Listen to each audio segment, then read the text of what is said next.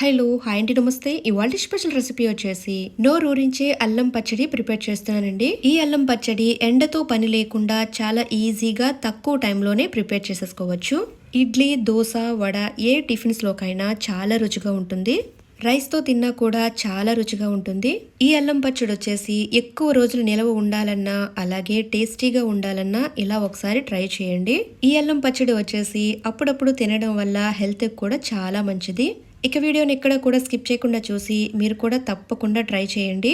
ఇక లేట్ చేయకుండా ఎంతో రుచిగా ఉండే అల్లం నిలవ పచ్చడి ఎలా ప్రిపేర్ చేసుకోవాలో ఇప్పుడు చూద్దాము. ముందుగా నేను ఇక్కడ పొట్టు తీసిన అల్లాన్ని 1 కప్పు వరకు తీసుకున్నానండి. అల్లాన్ని ఇలా చిన్న చిన్న ముక్కలుగా కట్ చేసుకోవాలి. వెయిట్ వచ్చేసి 100 గ్రామ్స్ వరకు ఉంటుంది. ఒక ప్లేట్లో వేసేసుకుని ఎండలో కానీ లేదా ఫ్యాన్ కింద కానీ పెట్టి ఆరబెట్టుకోవాలి. తడి ఏమాత్రం ఉండకూడదండి, పచ్చడి తొందరగా పాడైపోతుంది. నెక్స్ట్ వచ్చేసి 100 గ్రాముల వరకు చింతపండు తీసుకోవాలండి. చింతపండుకున్న పీచు, పిక్కలు మొత్తం అన్ని కూడా నీట్గా క్లీన్ చేసేసుకోవాలి. చింతపండును కూడా ఎండలో కానీ ఫ్యాన్ కింద కానీ పెట్టి ఆరబెట్టుకోవాలి. ఇప్పుడు బెల్లం తీసుకుందామండి. ఏ కప్పుతో అయితే అల్లం తీసుకున్నామో అదే కప్పుతో కప్పున్నర వరకు బెల్లం తీసుకోవాలి. వెయిట్ వచ్చేసి 200 గ్రామ్స్ వరకు తీసుకోవాలి. బెల్లాన్ని కూడా చక్కగా ఆరబెట్టుకోవాలి. ఇప్పుడు స్టవ్ వెలిగించుకుని ప్యాన్ పెట్టుకుని 2 టేబుల్ స్పూన్ వరకు ధనియాలు వేసుకోవాలి. ధనియాలు వేసుకున్న తర్వాత చక్కగా దోరగా వేయించుకోవాలి. ధనియాలు కాస్త వేగిన తర్వాత 1 టీ స్పూన్ వరకు ఆవాలు వేసుకోవాలి. ఆవాలు వేసుకున్న తర్వాత మెంతులు కూడా 1 టీ స్పూన్ వరకు వేసుకోవాలి. ఇవన్నీ కూడా చక్కగా దోరగా ఫ్రై చేసుకోవాలి.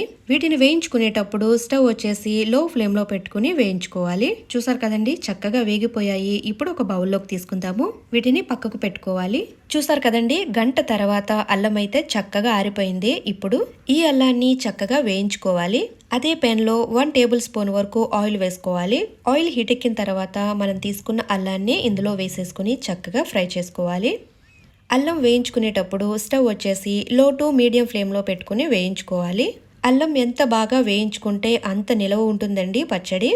కనీసం ఒక 5 మినిట్స్ అయినా వేయించుకోవాలి. చూసారు కదండి, 5 మినిట్స్ తర్వాత అల్లం అయితే చక్కగా వేగిపోయింది.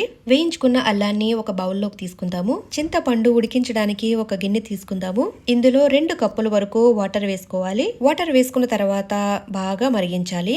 చూసారు కదండి, వాటర్ అయితే చక్కగా మరుగుతుంది. ఇప్పుడు ఇందులో ఆరబెట్టుకున్న చింతపండుని ఈ వాటర్ లో వేసేసుకోవాలి. చింతపండు మొత్తం వేసేసుకున్న తర్వాత చింతపండుని కలుపుతూ చక్కగా ఉడికించుకోవాలి. స్టవ్ ని మీడియం ఫ్లేమ్ లో పెట్టుకుని చింతపండునైతే ఉడికించుకోవాలి. చింతపండు ఉడకడానికి కాస్త టైం పడుతుంది. చూసారు కదండి, చింతపండు 5 మినిట్స్ ఉడికించుకున్న తర్వాత ఈ కన్సిస్టెన్సీకి వచ్చినప్పుడు స్టవ్ ఆఫ్ చేసేసుకోవాలి. ఇలా ఉడికించిన చింతపండుని చక్కగా చల్లారనివ్వాలి. చూసారు కదండి, చింతపండు చక్కగా చల్లారిపోయింది. ఈ చింతపండుని పక్కకు పెట్టుకుందాము. ఇప్పుడు నేను ఇక్కడ 250 గ్రామ్స్ వరకు ఆయిల్ తీసుకుంటున్నానండి. నేను తీసుకున్న ఆయిల్ వచ్చేసి వేరుశనగ నూనె తీసుకుంటున్నానండి. వేరుశనగ నూనెకి బదులుగా పప్పు నూనె యూజ్ చేసుకోవచ్చు, నువ్వుల నూనె. నిలువ పచ్చళ్ళకి ఎప్పుడూ కూడా పప్పు నూనె, వేరుశనగ నూనె మాత్రమే వేసుకోవాలి. అప్పుడే పచ్చడి ఎక్కువ రోజులు నిలవ ఉంటుంది. ఆయిల్ హీట్ ఎక్కిన తర్వాత దంచుకున్న వెల్లుల్లి రెబ్బలు 10 లేదా 15 వరకు వేసుకోవాలి.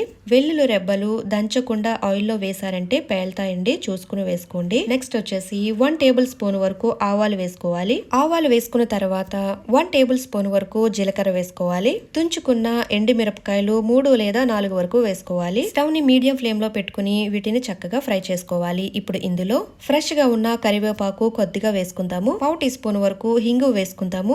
హింగు వేసుకున్న తర్వాత స్టవ్ ఆఫ్ చేసేసుకుందామండి. పోపు అయితే చక్కగా వేగిపోయింది.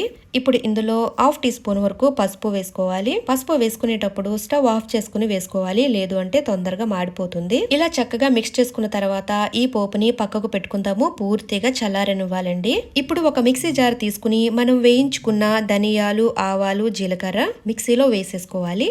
ఇలా వేసుకున్న తర్వాత మూత పెట్టేసుకుని మెత్తగా గ్రైండ్ చేసుకోవాలి. చూసారు కదండి, ఇలా గ్రైండ్ చేసుకోవాలి. ఇప్పుడు ఇందులో పొట్టు తీసిన వెల్లుల్లి రెబ్బలు 25 లేదా 30 వరకు వేసుకోవాలి. వెల్లుల్లి రెబ్బలు వేసుకున్న తర్వాత మనం ముందుగా ఫ్రై చేసి పెట్టుకున్న అల్లాన్ని కూడా వేసేసుకోవాలి. అల్లం వేసుకున్న తర్వాత మిక్సీ మూత పెట్టేసుకుని మెత్తగా గ్రైండ్ చేసుకోవాలి. ఇలా ముందుగా అల్లం గ్రైండ్ చేసుకోవడం వల్ల పచ్చట్లో పలుకుగా ఉండదండి, మెత్తగా అయిపోతుంది. ఇప్పుడు ఇందులో సాల్ట్ వేసుకుందామండి. నేను ఇక్కడ 1/2 కప్పు వరకు సాల్ట్ వేస్తున్నాను. వెయిట్ వచ్చేసి 50 గ్రామ్స్ వరకు ఉంటుంది. నెక్స్ట్ వచ్చేసి కారం వేసుకుందామండి. నేను ఇక్కడ 100 గ్రామ్స్ వరకు కారం వేస్తున్నాను. కారం ఎక్కువ తినని వాళ్ళు తగ్గించుకుని వేసుకోండి. ఇప్పుడు బెల్లం వేసుకుందాము. మనం ఆరబెట్టుకున్న బెల్లాన్ని మిక్సీ జార్లో వేసేసుకోవాలి. అల్లం పచ్చడిలో తీపి ఎక్కువ తినని వాళ్ళు 150 గ్రామ్స్ వరకు బెల్లం వేసుకోండి. ఇప్పుడు ఇందులో చల్లారిన చింతపండును కూడా వేసేసుకోవాలి. చింతపండు వేసుకున్న తర్వాత మిక్సీ మూత పెట్టేసుకుని మెత్తగా గ్రైండ్ చేసుకోవాలండి. చూసారు కదండి, ఇలా మెత్తగా గ్రైండ్ చేసుకోవాలి. మీకు ఎంత వీలైతే అంత మెత్తగా గ్రైండ్ చేసుకోండి. ఇలా గ్రైండ్ చేసుకున్న పచ్చడిని ఇప్పుడు పోపులో వేసేసుకుందాము. పచ్చడిని పోపులో వేసుకునేటప్పుడు చల్లారిపోవాలండి. పూర్తిగా చల్లారిన తర్వాతే పచ్చడి వేయాలి. ఆయిల్ వేడిగా ఉన్నప్పుడు పోపులో వేస్తే కనుక పచ్చడి పాడైపోతుందండి, నిలవ ఉండదు. ఇలా పచ్చడి అంతా వేసుకున్న తర్వాత చక్కగా మిక్స్ చేసుకోవాలి. ఇలా కలిపిన పచ్చడిని గాలి తగలని బాటిల్లో వేసుకున్నామంటే చాలా రోజుల వరకు నిలవ ఉంటుందండి. ఈ పచ్చడిని బయట ఉంచితే కనుక 3 నెలల వరకు నిలవ ఉంటుంది. అదే ఫ్రిడ్జ్ లో పెట్టామంటే 6 నెలల వరకు చక్కగా నిలవ ఉంటుందండి. చూసారు కదండి, చాలా ఈజీగా తక్కువ టైంలోనే ఎంతో రుచిగా ఉండే అల్లం పచ్చడిని చక్కగా ప్రిపేర్ చేసేసుకున్నాము. ఇదే విధంగా ఈ పచ్చడిని మీరు కూడా తప్పకుండా ట్రై చేయండి. రెసిపీ నచ్చితే కనుక లైక్ అండ్ షేర్ చేయండి, సబ్స్క్రైబ్ చేసుకోండి. మరిన్ని స్పెషల్ వీడియోస్ కోసం బెల్ ఐకాన్ ప్రెస్ చేయండి. Thank you for watching mummies kitchen Telugu.